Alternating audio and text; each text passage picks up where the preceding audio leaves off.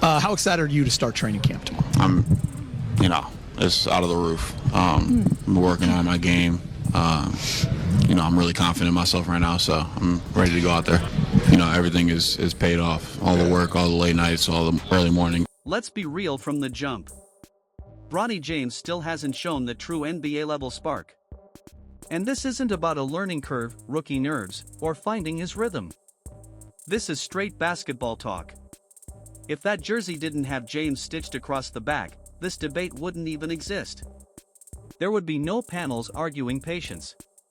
No timelines begging people to give him time. No constant narrative protection.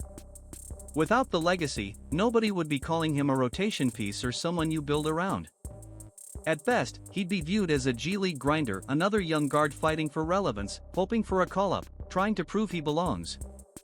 And honestly, he might still be battling just to stay on a roster somewhere in the system. That's not disrespect. That's how the NBA works. So the real question isn't about his future. The real question is simple: why is he here right now? He's been their leading rebounder 49 times. Bronny gets into the lane and scores. Let's take the name James completely out of it. What part of Bronny's game actually screams NBA ready today? What's elite? What's special? What forces defenses to change their game plan? Because this league isn't about potential speeches or family trees. This isn't hate, it's the truth from the tape and the stats. And the numbers don't lie. Basketball doesn't care who your dad is. It doesn't care about legacy. It doesn't care about branding. You either get buckets, make stops, and impact winning, or you don't. Simple as that. And here's where it really starts to sting: the double standard. The NBA loves to say it's a merit-based system. Earn your spot.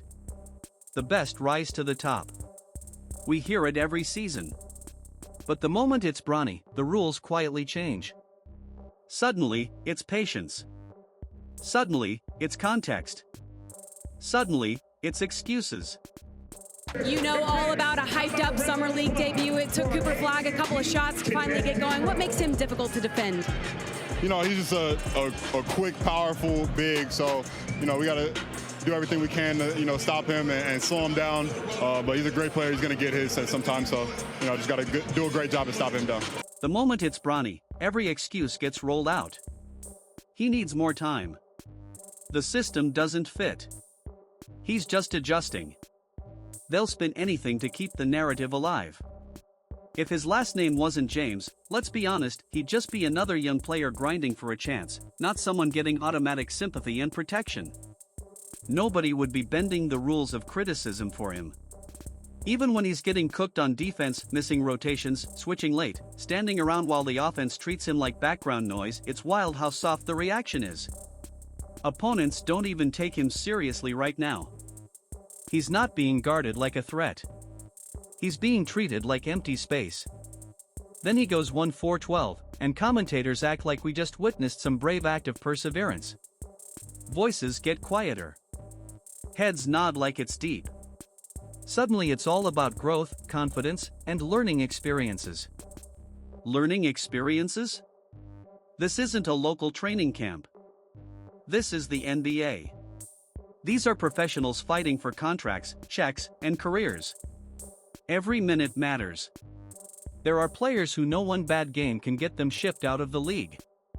And meanwhile, Bronny is bricking shots like the rim owes him money, and people still say he's a few months away. It's almost comical. I remember when folks swore Bronny would be a legit factor for the Lakers by year 2. Not a project. Not a maybe. A real piece. Media day was full of grind talk, late nights, early mornings, gave up video games, went vegan, dad turned off the Wi-Fi. It all sounded inspirational. Then preseason hit. And from game 1, he looked lost. 1 for 12. That's not growth. That's regression. There isn't a single league NBA, G League, Overseas, Drew League, YMCA, or your local rec run where you go 1-4-12 and people smile and say, "Keep shooting, young king." That only happens when your last name is worth $1 billion. Let me put it in gamer terms.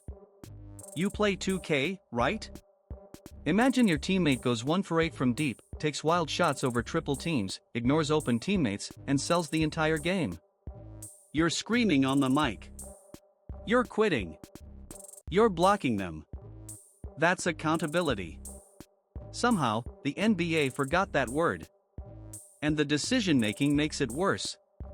This is a point guard we're talking about, the floor general, the brain of the team.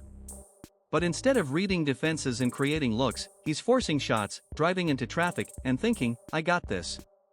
Got what, exactly? That's not confidence. That's delusion dressed up as swagger, and it only flies because the name opens doors effort hasn't earned yet. So ask the real question, what does Bronny actually bring right now? He can't shoot consistently. He doesn't lock up on defense. He's undersized. He struggles finishing at the rim. He can't break defenders down. He doesn't command an offense. He barely creates advantages. He turns the ball over constantly.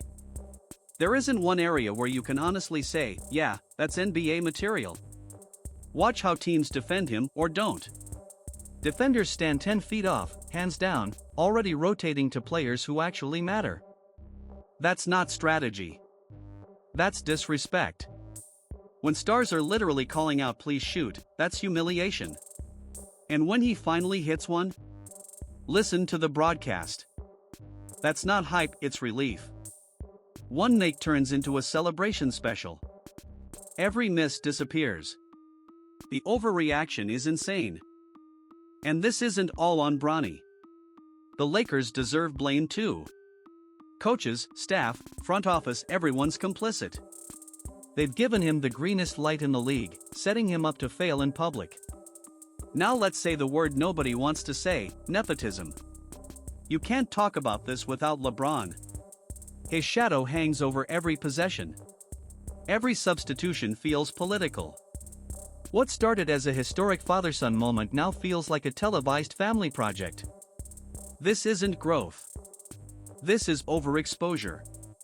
Every miss becomes a meme. Every turnover goes viral. The internet doesn't show mercy. Meanwhile, real hoopers are grinding overseas, in the G League, in street runs, guys who know one bad game can end everything. They don't get forgiven for 1-4-12 nights. They fight for every minute. Bronny doesn't need basketball like that. This doesn't feel like survival. It feels like a legacy side quest. And when LeBron retires, the protection retires too. The game will speak for itself, because it always does. So the final question is simple. Is Bronny James really an NBA player right now, or just an idea the league decided to sell? This isn't hate. This isn't jealousy. This is honesty.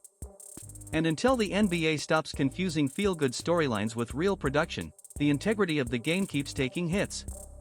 If you're tired of the double standards and done pretending not to see it, speak up. Drop your thoughts. Keep it real.